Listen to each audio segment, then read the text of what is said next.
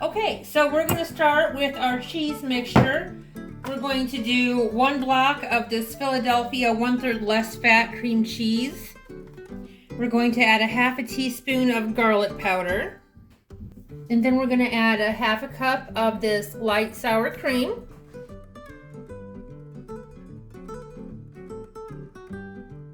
Then we're going to add a 1/2 cup of this light mozzarella cheese from Trader Joe's. And we'll give this a good stir and we'll set it aside while we get the tomato mixture ready. Alright, so we're here to get started on the beef mixture. I have 1 pound of turkey sausage. This is the breakfast style sausage. And then I'm going to add about a 1/2 cup, maybe more, of these chopped onions. And I'm going to cook until it's completely brown.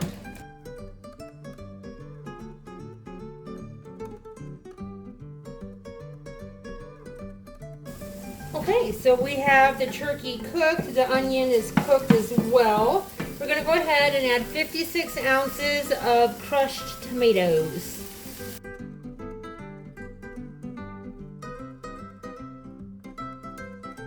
We'll get this stirred up really good, and then we're going to add some of our seasoning. So the recipe calls for Italian seasoning. However, I still have a little bit of this Fresco spice blend left. This is the pizza blend. It's very similar to Italian. So I'm going to give this a good stir because we haven't used it in a little while. And I'm going to add 1, I'd say, rounded teaspoon of that. Then we're going to add 1 teaspoon of oregano. 1 teaspoon of basil. 1 teaspoon of garlic powder.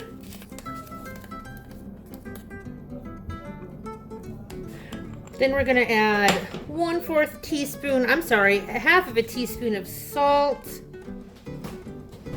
And then the recipe calls for 1/4 teaspoon of black pepper, so I'm just going to add a decent sized pinch and call that 1/4 teaspoon.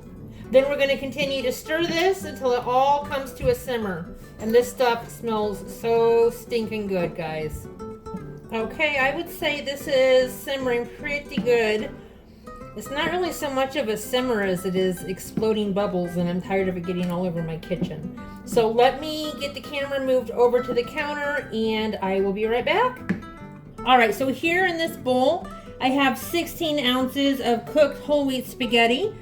The recipe said to cook the spaghetti 1 minute less than the instructions on the box. So that's what I did.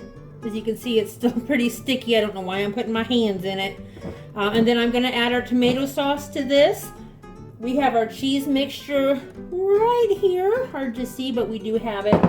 And then we're going to get it all put in our pan and baking in the oven. Alright, let's get this all mixed really good.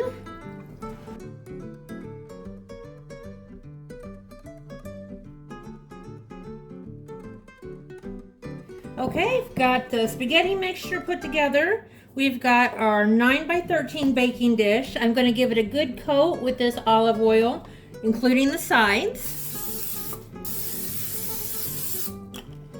And then the recipe says to add 1/2 of our spaghetti mixture to the bottom of the pan. So let's go ahead and do that.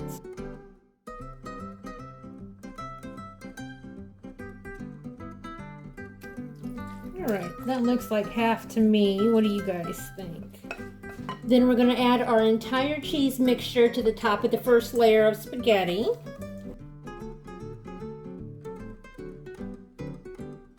Spread this around really good as best we can, I guess. And we'll add the rest of the spaghetti. Spread this around so it's nice and even. Then we're going to sprinkle it with 1.5 cups of this mozzarella cheese from Trader Joe's.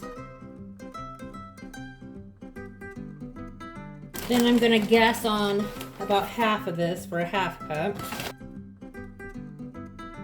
All right, looks yummy, smells delicious. Then we're going to get this into a preheated 350-degree oven for about 30 minutes or until the cheese is all melted. I will see you once we're there. All right, here we have our finished product. We're gonna call this cheese melted. If you guys have ever cooked with low-fat cheese, you know it doesn't really melt the best. So if you guys know a low-fat creamy mozzarella cheese, let me know. But Trader Joe's so far is my favorite. So let me go ahead and get this dished up and I'll show you what the inside looks like.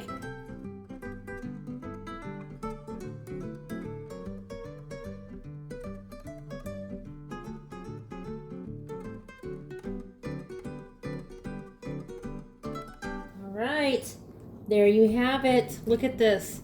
Look at this. It looks so yummy. I cannot wait to give it a try.